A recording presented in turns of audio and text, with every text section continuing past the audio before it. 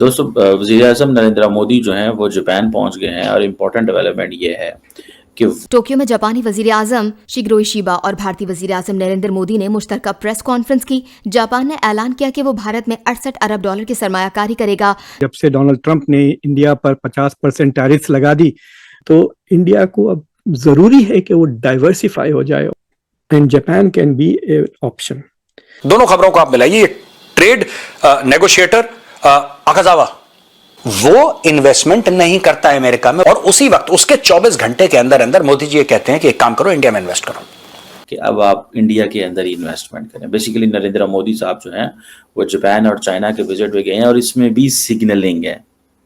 In America के साथ already देखिए आप टेंशन शुरू हो गए। जापान के जो ट्रेड नेगोशिएटर आज जाने वाले थे अमेरिका, उन्होंने अपनी ट्रिप पोस्टपोन कर दी है और वो डिस्कशन जापान के इन्वेस्टमेंट्स के ऊपर है। तो ऑफ कोर्स कई दिनों से ये डिबेट चल रही है कि no more trust on America. तो सर इसका हमें फायदा हुआ है कोई क्या? इस वक्त जो हम अमेरिका की गोद में बैठे हैं और बार बार सारी दुनिया को बता रहे हैं कि हमारे साथ तो सब खड़े हैं, भारत के साथ कोई भी खड़ा हुआ दिखाई नहीं दे रहा, क्या वाकई में ऐसा है कि भारत इस वक्त तन्हा रह गया है?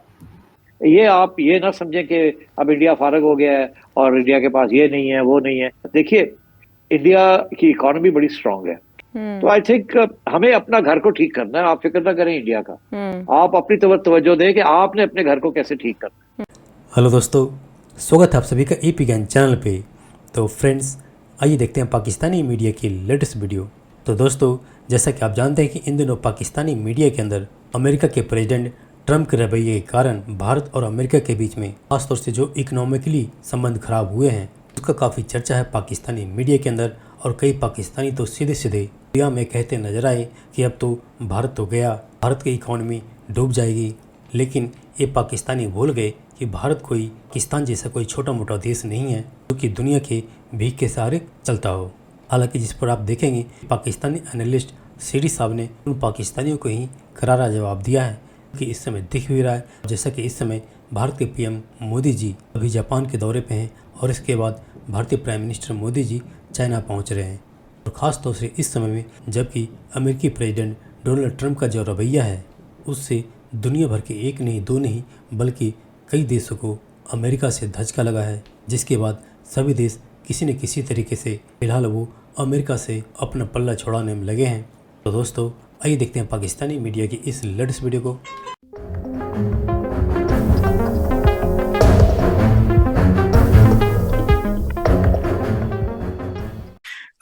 जब से इंडिया और अमेरिका के ताल्लुकात कुछ डगमगा रहे हैं, जब से डोनाल्ड ट्रंप ने इंडिया पर 50% टैरिफ्स लगा दी, सो इन दैट सेंस ये इट नीड्स टू बी रीबैलेंस्ड।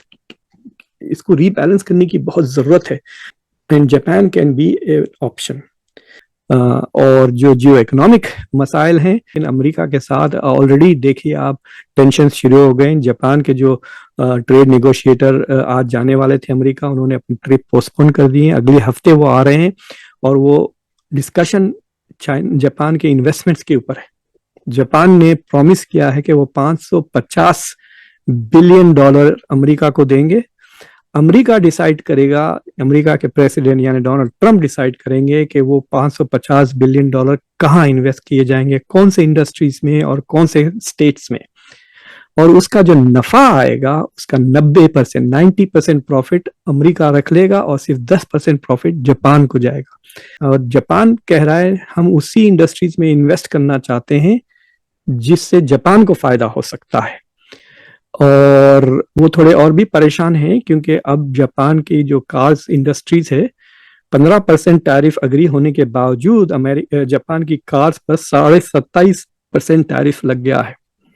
तो एक किस्म से वहां पे टेंशन आ गई है। तो जापान की economy will be under lot of pressure from America.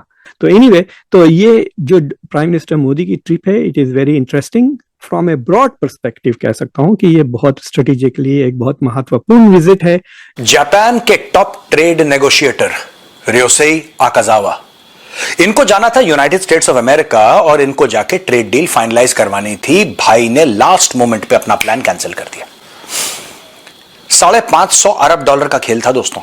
Japan ने अमेरिका को यह बोला था कि तुम जो टैरिफ हमारे ऊपर लगा रहे हो तुम टैरिफ कम कर दो।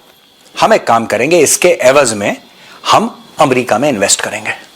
लेकिन ट्रंप बीइंग ट्रंप, फिर उसने बयानबाजी शुरू कर दी, प्रेसिडेंशियल ऑर्डर निकालने शुरू कर दिए। ये आकीजावा ने मना कर दिया, करा मैं जाऊंगा ही नहीं, पहले क्लैरिटी तो दो, मैं जाके वहां पे करूंगा क्या। और सबको यही बात का डर है। जो मामला है वो इतना खराब कर दिया है दोस्तों कि अब इसको रिपेयर करना धीरे धीरे मुश्किल हो रहा है। और सारे लोग ये सोच रहे हैं कि यार एक काम करो, कहीं और देखते हैं। इंडिया ने भी यही करा। एनीवे, जापान के टॉप ट्रेड नेगोशिएटर ने यूएस से जाने मना कर दिया और वहां पे उल्टा मोदी जी पहुंचे हुए टोक्यो। अब जापान कह रहा है कि हम भारत में इन्वेस्ट करेंगे दोस्तों $68 बिलियन। तो आपका एनालिसिस क्या कहता है कि इंडिया आज से 10 साल बाद कहां होगा? मेरे ख्याल आप बहुत आगे चले गए। इंडिया का इतना बुरा हाल नहीं है जितना आप समझ रहे हैं। मैं समझता हूं कि इस वक्त एक छोटा सा सेटबैक आया है नरेंद्र मोदी की फॉरेन पॉलिसी के ऊपर। और कभी मत भूलिएगा कि India is now the 4th और the 5th largest economy in the world. अब वो अमेरिका से पीछे हटे हैं बिकॉज उन्हें समझ आ गई है। और आपने देखा उसने जैसे ही थोड़ा सा इनिशिएटिव लिया है विद चाइना, तो चाइना ने रिस्पॉन्ड किया है। तो चाइना भी चाहता है कि इसको अमेरिकन कैंप से निकाला जाए और अगर इनके कैंप में नहीं आता तो न्यूट्रल रहे। मगर ये आप ये ना समझें कि अब इंडिया फारग हो गया है और इंडिया के पास ये नहीं है वो नहीं है, ऐसी बात नहीं है। India is a very big country और इट्स अ डेमोक्रेटिक कंट्री। वो और बात है कि अंदर नरेंद्र मोदी और बीजेपी वो फाशिज्म की तरफ जा रहे हैं। और मगर मैं समझता हूँ ये बीजेपी की आखिरी गवर्नमेंट है। इसके बाद बीजेपी इलेक्शन नहीं जीतेगी। अब बीजेपी की पॉपुलैरिटी आहिस्ता आहिस्ता गिर रही है। तो इसका ये मतलब है कि जो बाकी लोग हैं उनकी बढ़ रही है, रिलेटिव बात है। मगर अब ये चाइना के साथ मुकमुका करने जा रहे हैं और चाइना बिल्कुल यही चाहेगा कि इसको अमेरिका के कैंप से इधर खींचा जाए बिकॉज ये अमेरिका कैंप में खिलाफ इसको बनाया गया वहां क्वाड के अंदर, ताकि चाइना को कंटेन किया जाए। इंडिया की पुरानी पॉलिसी थी वन चाइना। जब चाइना कहता था वन चाइना मतलब है कि Taiwan is part of China, तो इंडिया उसको सपोर्ट करता था। मगर पिछले 10 साल से जब से ये बीजेपी की गवर्नमेंट आई है, बीजेपी की गवर्नमेंट ने ये वन चाइना पॉलिसी जो है इसको छोड़ दिया।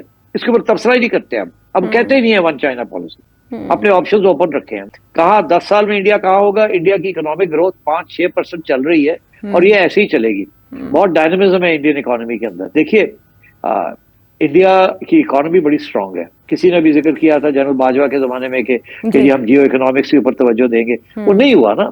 उसकी वजह ये थी जियो इकोनॉमिक्स नहीं चली बिकॉज इंडिया तैयार नहीं था। जियो इकोनॉमिक्स वो चाह रहा है कि आप सिक्योरिटी की तरफ रहे ताकि आपके सारे रिसोर्सेज जो हैं वो सिक्योरिटी में जाएं और इधर ना जाएं, डेवलपमेंट में ना जाएं, आवाम के लिए ना जाएं, ताकि एलिनेशन हो। अब बलूचिस्तान में जो हुआ इंडिया इसीलिए उसको सपोर्ट कर रहा है, तो इंडिया सपोर्ट कर रहा है उसको। तो आई थिंक हमें अपना घर को ठीक करना है। आप फिक्र ना करें इंडिया का, आप अपनी तवज्जो दें कि आपने अपने घर को कैसे ठीक करना है। इंडिया जहां भी जाता है जो भी होगा should not be your concern. आपकी कंसर्न होनी चाहिए कि हम यहाँ क्या कर रहे हैं, हम क्या बढ़ रहे हैं और क्या कम हो रहे हैं, यहाँ वो देखें आप।